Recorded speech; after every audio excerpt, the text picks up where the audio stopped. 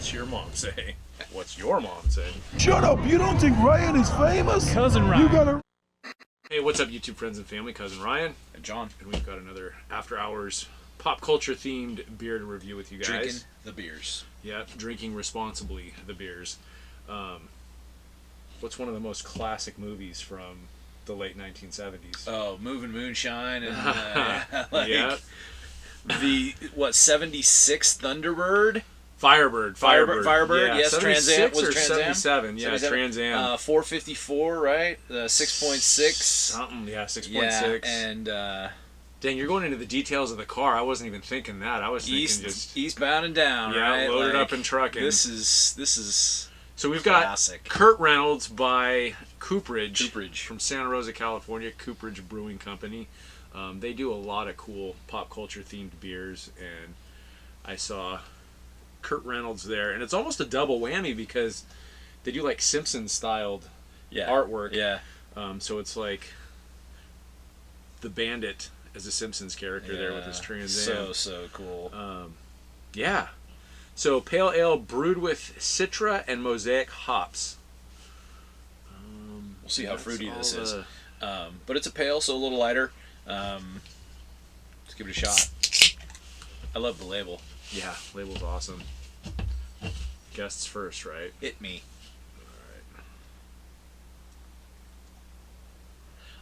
Honestly, this is not a movie I come back to all the time, but it's so classic. Oh, it is. I binged all three of them during the pandemic. And when I say all three of them, the first one's the best. Yeah. The second one's okay.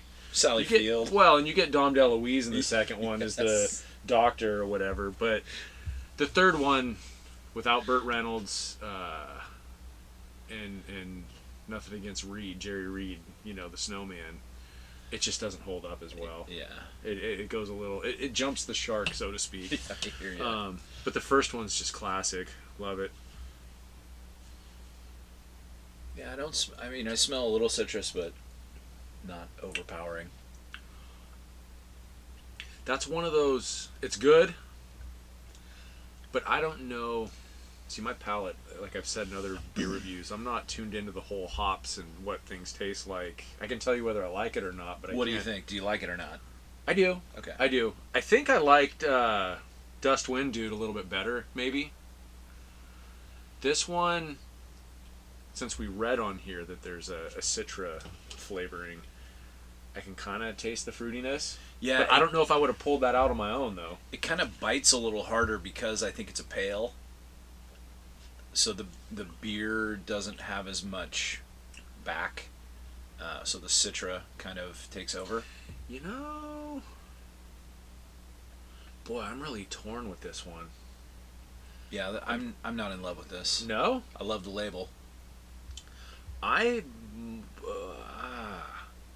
Dust Wind Dude was smoother, but this I almost enjoy the flavor of this one a little bit more.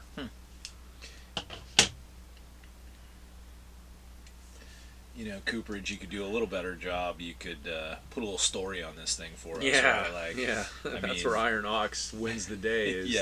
I'm just curious if, who designs their labels and who decides that Curt Reynolds... I wonder if this was just a kind of a leftover idea from when he passed. Oh, maybe. So maybe 5.8%. So it's a little less strong. Yeah, it's a pale. So I do enjoy he's holding the CB radio there, which is kind of cool. I love it.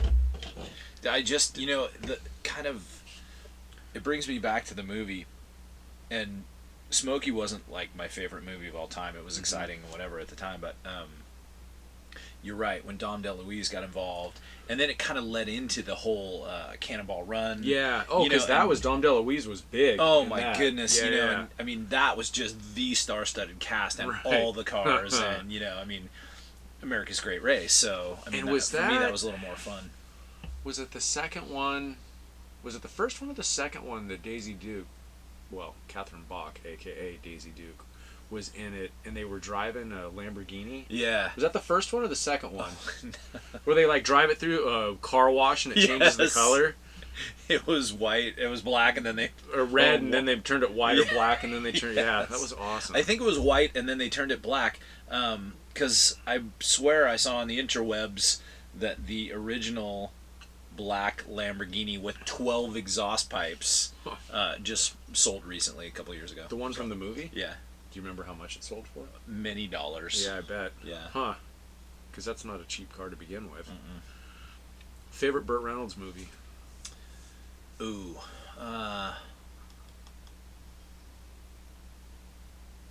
Go ahead. What do you think? I mean, well, Smoking the Bandit's the Yeah. first thing that comes to mind, and I'm probably forgetting one that once we shut this camera off, I'll be like, oh, dude.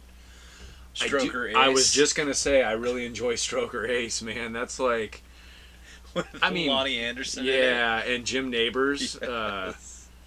And, For sure. Yeah, man, that's a pretty good... and Not my Ned Beatty is Yes. the car, or the chicken pit owner that owns Chicken the race Pit, car. That's right. Fastest Chicken in the South. It's a pretty good movie. It's a little more comical than Days of Thunder. As It a definitely NASCAR is, movie, but it's kind of like... there's a ton of cameos by actual NASCAR drivers from that time. Right, in and it. it's really like Burt Reynolds doing Ricky Bobby, kind of. Yeah, I mean, yeah, it's good, that yeah, kind of yeah. funny, right? So, yeah, that was good times. I like that movie. I thought that was pretty funny. Yeah, Stroker. Best man. Burt Reynolds. I mean, You don't- Smokey's got to be up there. Cannonball Run is good, Cannonball's but great. that's almost... he's just part of a much larger cast Yeah, in that movie. right, I wouldn't right, really right, consider that a Burt Reynolds movie necessarily.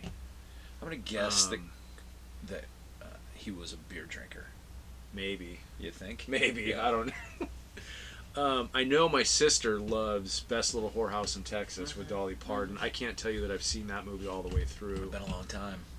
I know Burt Reynolds is on some older episodes, I think, of Gunsmoke, like in the black and white era, which that's going way back to, I think, the late 50s when that That show. I did not know. So, yeah, All right. he's young. He's a young man in that one, or on that show.